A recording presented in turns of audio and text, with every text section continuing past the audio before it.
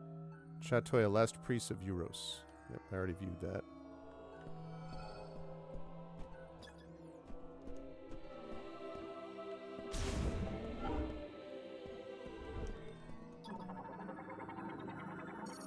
Pressure platform for releasing the system's psychic lock. Additional weight will cause it to sink further and reveal targeting objects. Hemispherical metal lid that it can open and close. Psychic energy detected inside. Analysis implies it works in conjunction with the pressure platform. Right, so I stand on it, it opens it up, and then I take those motes, probably.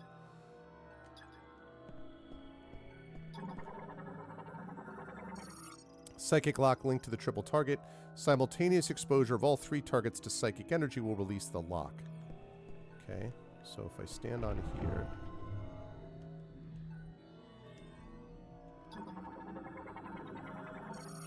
One of the switches for the triple target psychic lock installed in the gate responds to psychic energy, but cannot be disabled unless all 3 targets are exposed simultaneously. This is a Wii game. Very cute.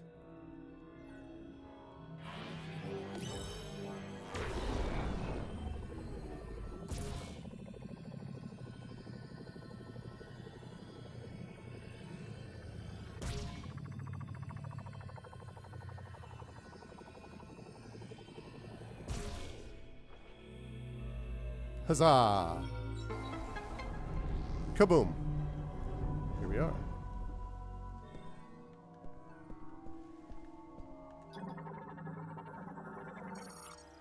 Pressure platform operation complete. All targets exposed to psychic energy lock released. We got a save point over here? No, we do not. What is this? Oh, wait. One thing at a time. Stone sculpture of a common Lemorne priest. The storage at its feet holds motes for making psychic recordings. We definitely want us some lore, that's for sure. All right. So for a lock.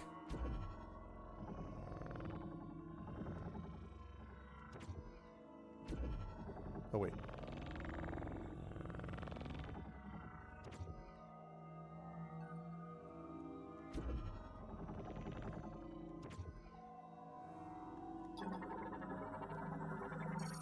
Psychic record and data playback device emits images and text recorded within a mote, can be interpreted only by those who have psychic abilities.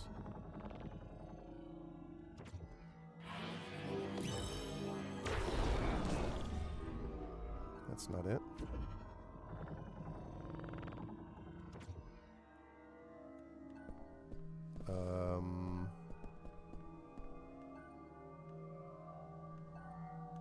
Interesting.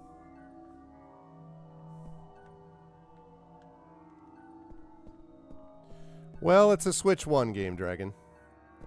I thought about getting the Switch 2 version, but honestly, I didn't feel like dropping $500, $450 to $500 to get a Switch 2 when this is the only game I'm going to play on it for right now.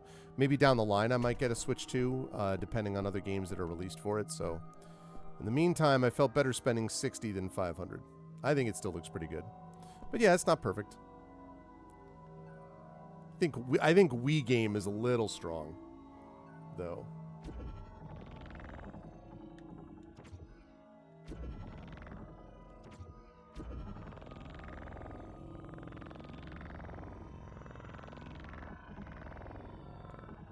Am I like...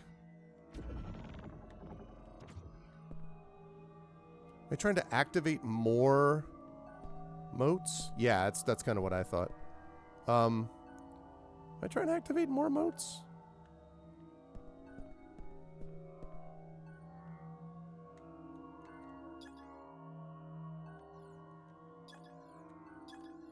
Yeah.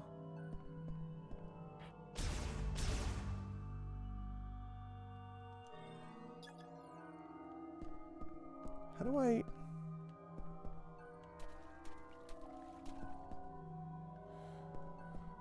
I mean, I get that... Yeah, like, I get...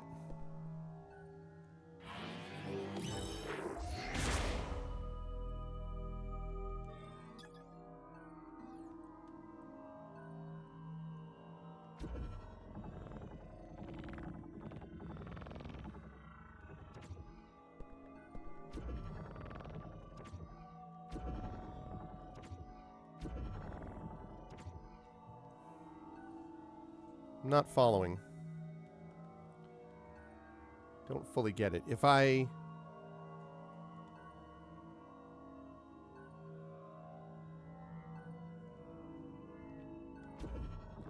can't, like, take it with me to, like, put in something else.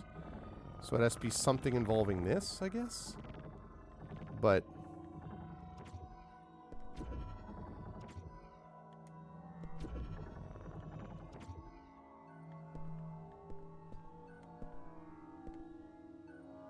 Three, four, five. So if I go here... That should, what, open this up?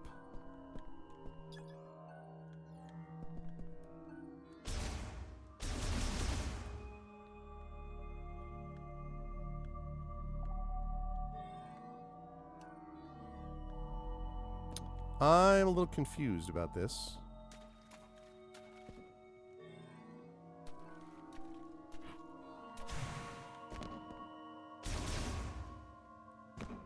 Like, that's obviously where the hologram is going to pop up.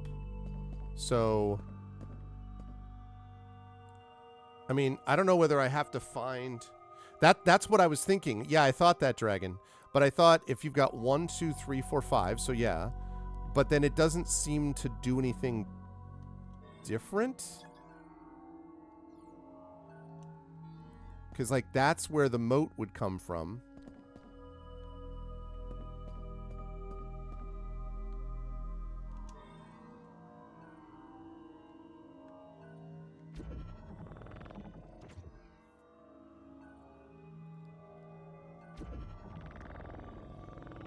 Maybe find 4 more crystals.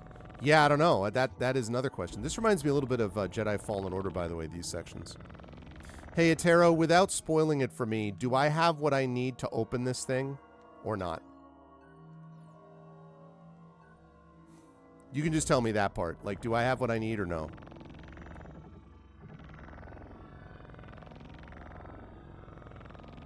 No, come back later? Okay, yeah. I had a feeling that might be the case. Okay.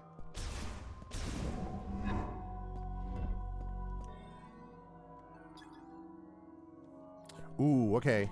This... Wait, what? Really?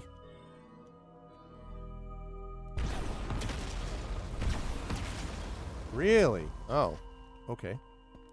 I thought that was going to work.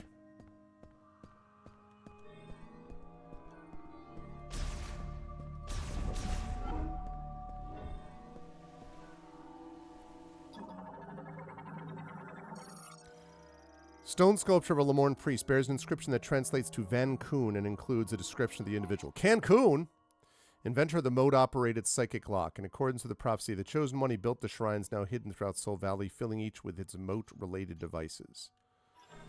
Moat-related. Stone sculpture of the Lamorne priest bears an inscription that translates to Lakash, a sculptor who loves solving mathematical equations. He discovered several equations that could be formed into psychic objects, leading to the design of a unique sealing mechanism as well as its keys. Okay. Got a little hall of lore here. Thessar, the first priest who communed with the sacred tree and founded the Temple of Memory. He's said to have been gifted at conveying thoughts without the need to speak and at understanding others without the need to hear them. Okay.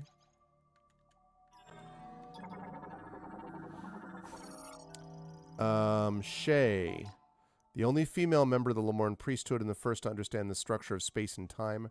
Her insight led to a method of moving across space-time and in turn the invention of the teleporter. That's pretty cool.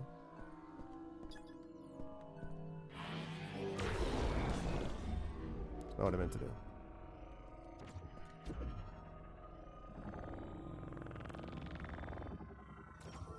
There we go. Whoa. Good golly. This looks like a boss.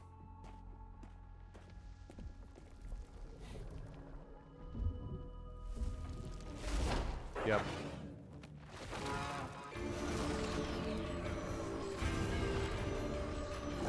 Oh boy. Carvex. A giant carnivorous plant possessing consciousness, intelligence, and considerable physical strength. It's unable to communicate due to fusion with a Metroid. Destroying all tentacle-like vines will cause its protective leaves to briefly drop, exposing a body enveloped in only a thin mucous membrane. Note the tentacles quickly regenerate. Only way to delay their regeneration is to destroy them all at virtually the same time. I got you. While it once coexisted and communicated with Lamorne priests using telepathic waves, one of the effects of Metroid fusion is a disruption in its thought pattern, preventing it from communicating. It now sees everyone as enemies and will attack indiscriminately. It primarily attacks using its tentacles, can be destroyed, but will grow back quickly through rapid cell proliferation, blah, blah, blah. All of its tentacles are destroyed simultaneously. The regeneration process requires its body to generate considerable heat. Forcing it to open its protective calyx to cool down will expose a thin mucous membrane, vulnerable to damage. Carvex Vine, tentacle-like appendage capable of being both rigid and flexible, can damage the bulging portion along its length. Normally hidden beneath the ground, but will reveal them if it detects danger. Tentacles have extreme elasticity, making them very flexible. This allows Carvex to attack by swinging them around like long whips. Swollen protuberances in the tentacles indicate the areas that facilitate Carvex's fine control of its limbs. If these are destroyed, resulting loss of control will rapidly do what? Expand and rupture the affected tentacle.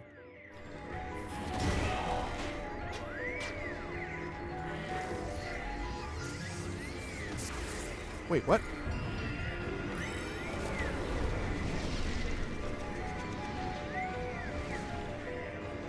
Maybe I don't need to do that yet.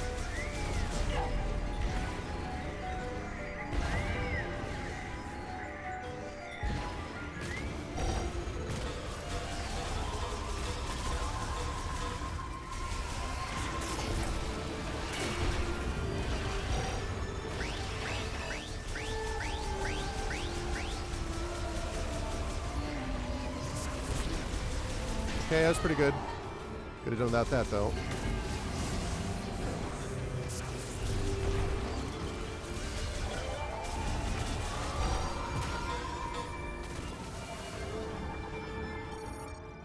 Carvex's pollen sac, released from the ends of Carvex's tentacles, possess propeller-like wings and fly by riding wind currents.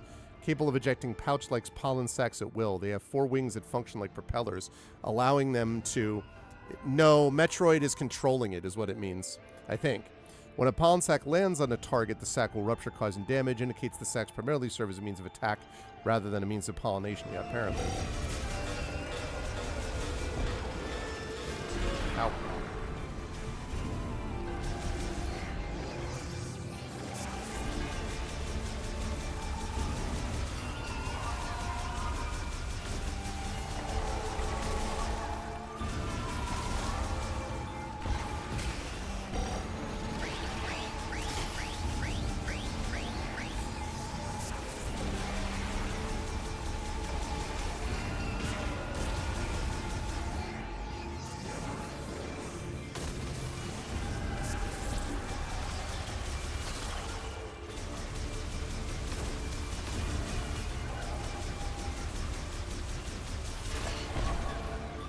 Ah!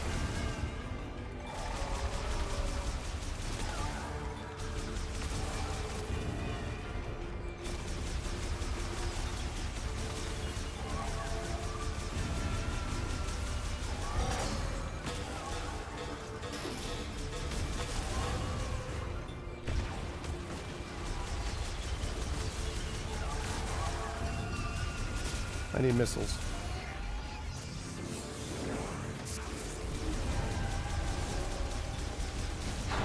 Ow. Ow again.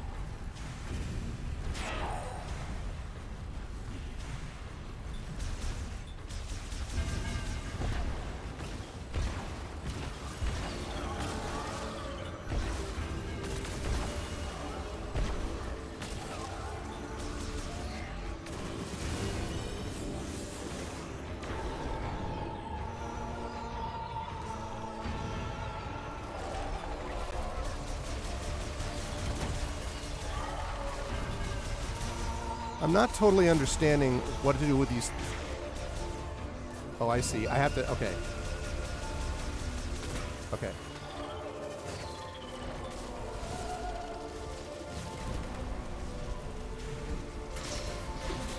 Ow. Okay.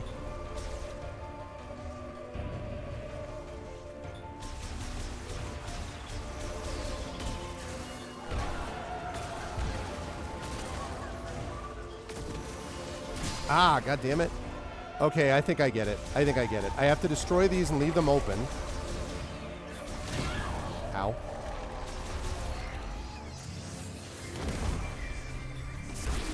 Okay. And then use a psychic beam.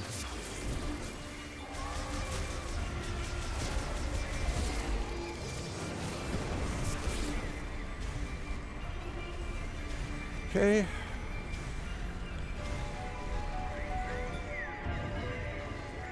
Where's the third one?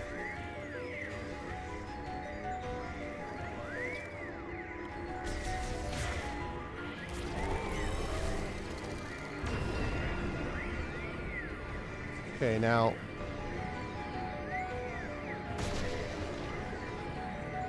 Yep, this is what it is. God damn it, what? God freaking A. God, that's annoying. Ah. No, no, no, not that. That one. Okay. Ow.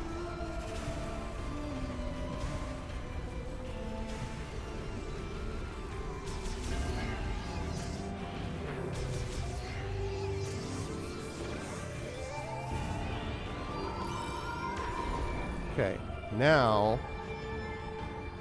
Okay. One.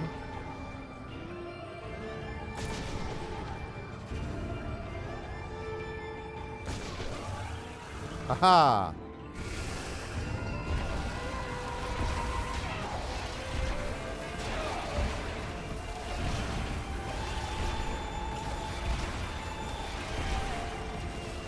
Okay. Okay, let's get some energy, please.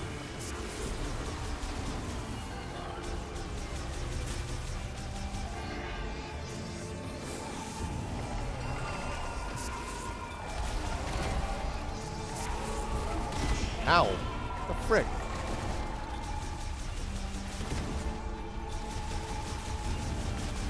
Okay.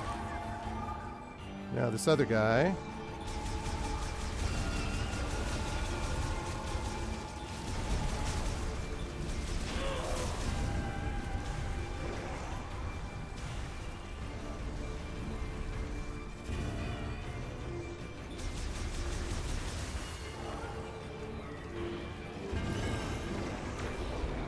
Okay, now I gotta direct this carefully.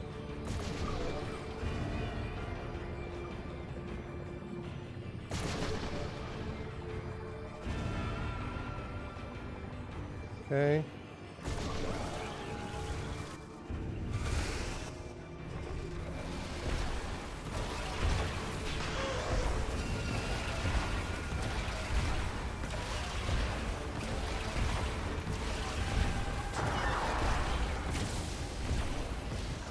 Got it. Yay! That's a cool boss.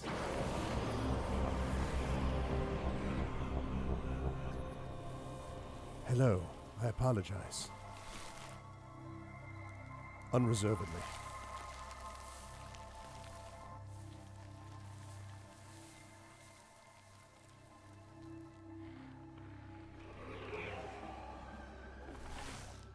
Ooh. Is that a bomb?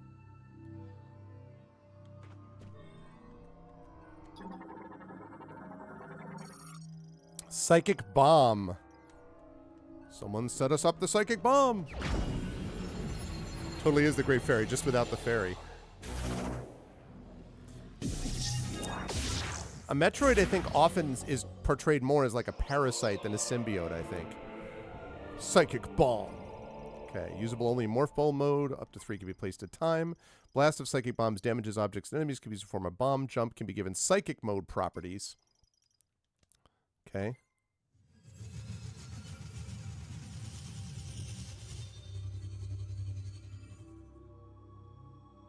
Aha, a bomb slot. Okay, let's get over to this. Let's see. While in Morph Ball mode, place a Psychic Bomb. Damage enemies can destroy structures weak to impact, such as brittle walls. If it explodes in a bomb slot, Concussive Blast will power any connected devices. Once infused with mode properties, can be used to reach bomb slots too high to reach in morph ball mode by moving on top of a placed bomb, while in morph ball mode, concussive blast can be used to jump, as in accordance with the prophecy. Oh, I can still jump on this? I think I knew that. Oh. Alright, that's good to know.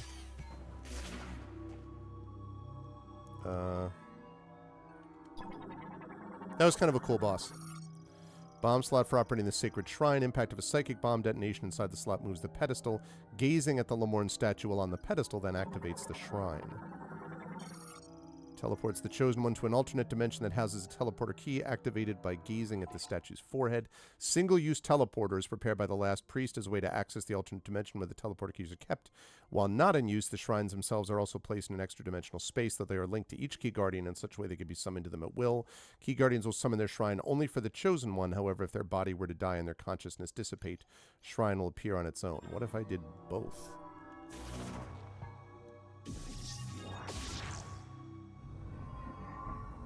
Mm-hmm.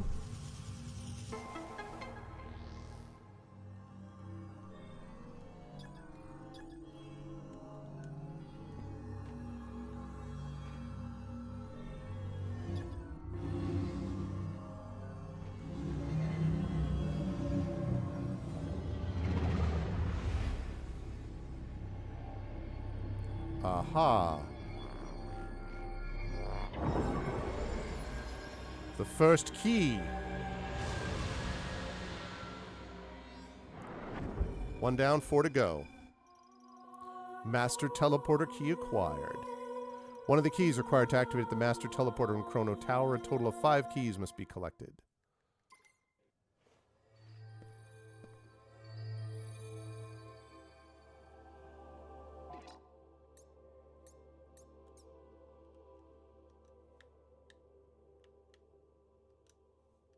Okay.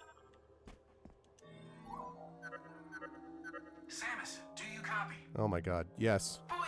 Long-range comms are back online. Oh, did you achieve your objective? There's something I want to talk about. Meet me in base camp? Get to that in a minute. Gate sealed shut by hardened plant fibers. Strong enough pull would force them open.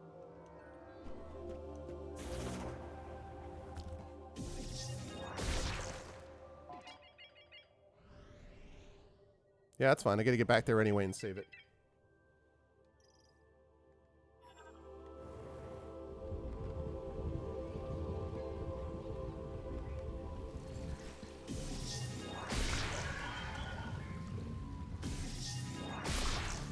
Okay.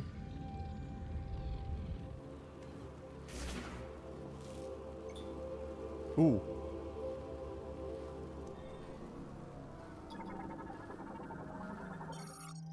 Green energy crystal. Contains large amount of tetragens, which can interfere with cellular growth.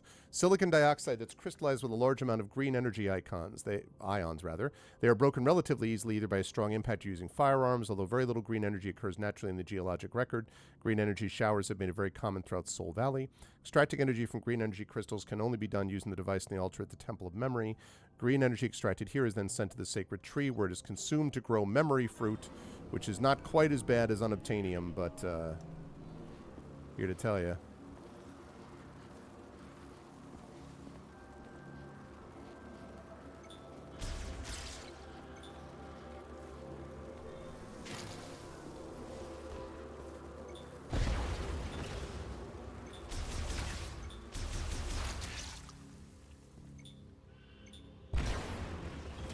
Bye-bye.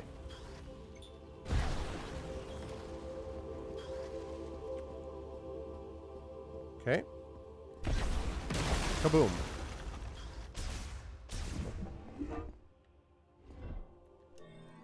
Ooh. Red relic ant. Primarily eats leaves from broadleaf trees, using its rear pincers to carry them. Forms a line with nestmates while traveling. Acute sentences help it locate its nest across great distances. Often found in hot, humid regions, they prefer to create underground nests and typically live in groups of several dozen. Their bodies are red-brown in color. They use the large pincers on the back of their torsos to both harvest the leaves of broadleaf trees and to carry their bounty back to their nest. They're known to travel great distances, sometimes up to several kilometers, in search of food. In order to find their way home, they'll secrete pheromones from their abdomen, creating a trail they can follow using their olfactory senses. After collecting leaves and returning to the nest, they will shred the leaves and mix them with yeasted soil, ferment the combination, then consume the highly nutritious result. Delicious. No. I would not say that. It's way too early. Way too early. There's other games that I could see being, that were up there. But I'm definitely appreciating, this is very good so far. We'll see whether it keeps it up, but no, I would not say this was like... Final Fantasy Tactics was going to have to go a long way to screw up. By the way, I saw that it just sold over 1 million copies, the Evilise Chronicles, and it did not screw it up. But this one, this might well take it if it continues to be very good. But in, first week of January, no, there's a long way to go. Tip of the Onanalt Palm's rootstock. Roots have intruded in every crevice of the shrine, expanded and shattered the structure. Complete collapse is inevitable. Oh. And by inevitable, we mean... this.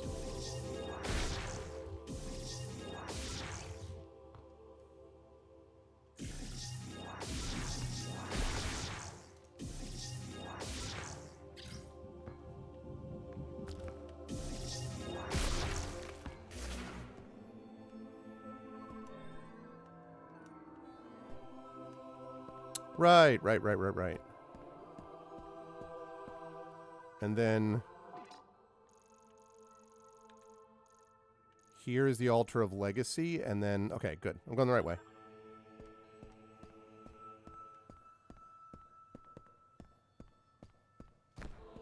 So this should just open now.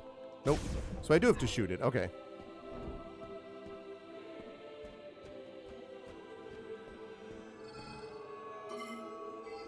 I got some green crystals. Oh. No, I don't. Do not have any.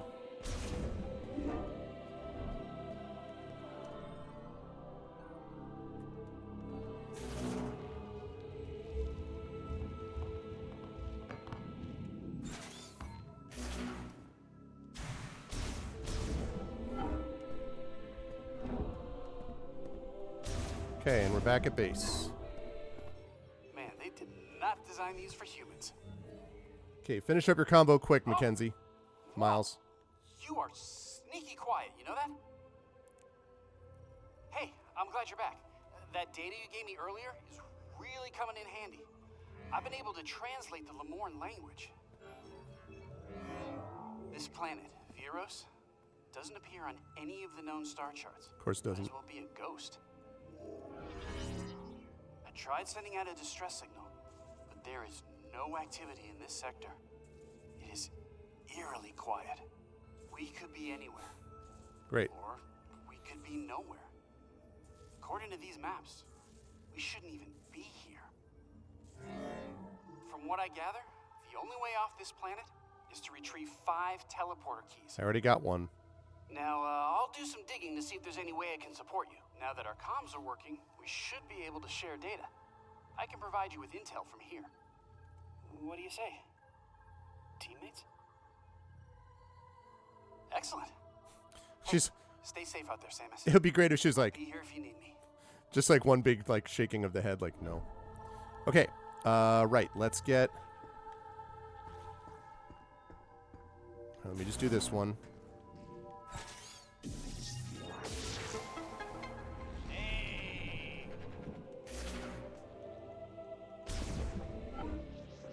Be careful, Samus. You won't have me there, though. Watch your back.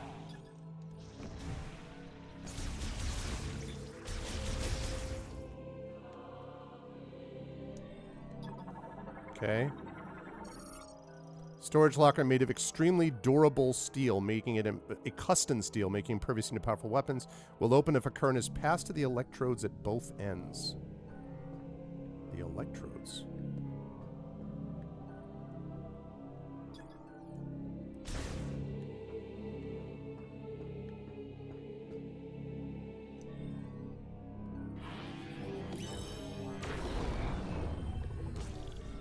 Nah, I don't think this works.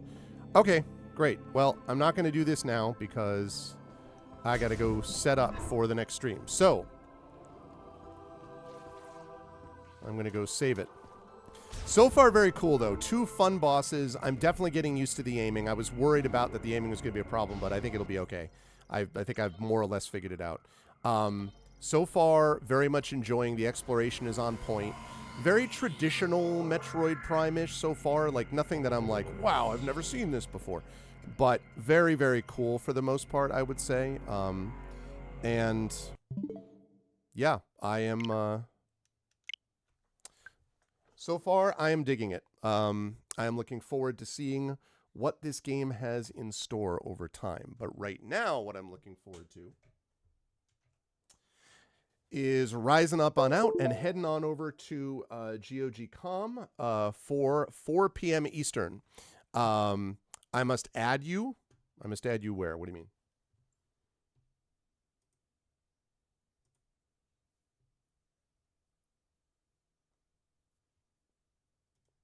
Okay. So yes, I am excited. Oh, on Switch. Okay. All right. I will try to remember to do that. Now that I actually have that open. But it's good. I'm excited. It's very good start. Very good opening. Now we'll see if it continues. I have, as I say, the reviews have been mixed, but so far I have no complaints. So far I think it's doing what I want from a Metroid Prime game. So yeah, so far digging it. I like it. But I'm going to rise up on out of here because at the top of the hour, I'm going to be over on GOG.com with Pen and Pixels playing Breath of Fire 4. Remember, tonight, 9 p.m. Eastern, we will be back here. Nice. That's kind of what I heard, Atero. And, you know, my feeling about it is that, like, if they produce a game that is very solid, doesn't have to be like the greatest game of all recorded time. If they produce a solid Metroid Prime 4, given all the development problems that they had with it and like going back and forth and all this kind of stuff, so that now the next one that they do is going to be solidly within the next system, I would feel pretty good about that. You know, I don't need this to be Prime 1. I just need this not to be Other M. You know, as long as this is actually a game that understands Metroid and isn't like, you know, and again, I've heard the motorcycle thing with the desert is weird. Like, I get it. I'm not saying that's going to be perfect.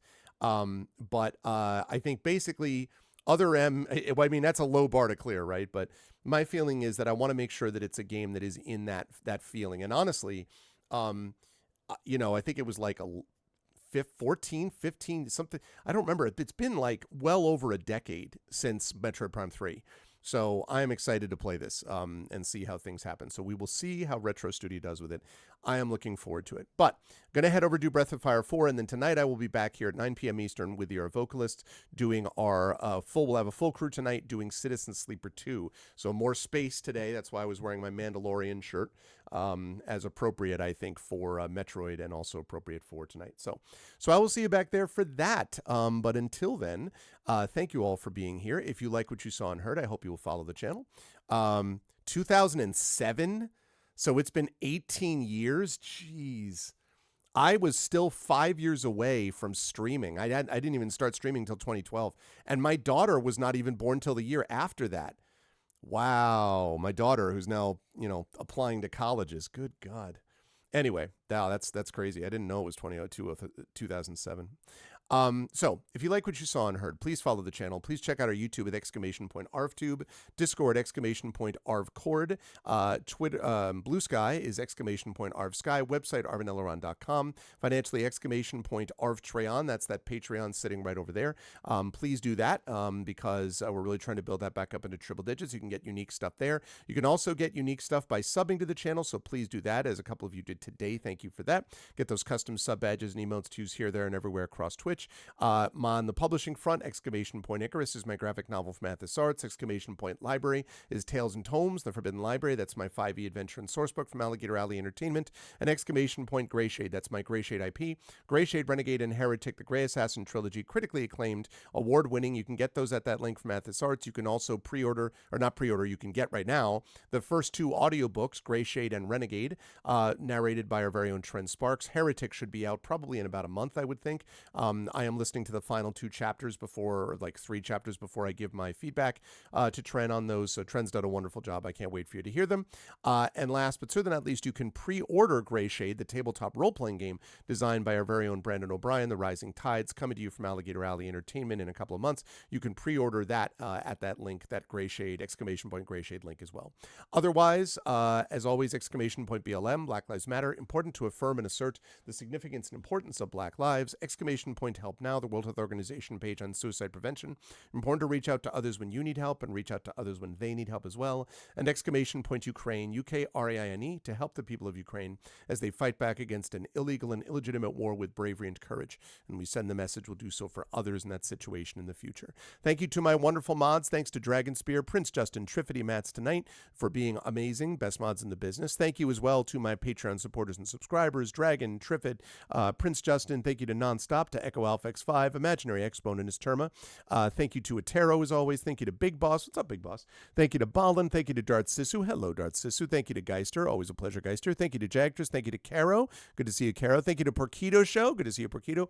Thank you to Valerian Gamer. Always a pleasure. Good to see all of you today. I will see you at the top of the hour over on GOG.com for Pen and Pixels, playing more of Breath of Fire 4. It'll be episode 503 of Pen and Pixels, I believe. And then I'll be back here tonight, 9 p.m. Eastern on this channel with your vocalist playing Citizen Sleeper 2. More Metroid Prime 4 coming at you this Thursday evening. Looking forward to it. Should be a good time. I'll see you folks at the top of the hour. Until then, as I always say, everyone please be good to each other. And may your explorations prove exciting and yet non-dangerous. And I'll catch you folks soon. Be good to each other. Bye for now.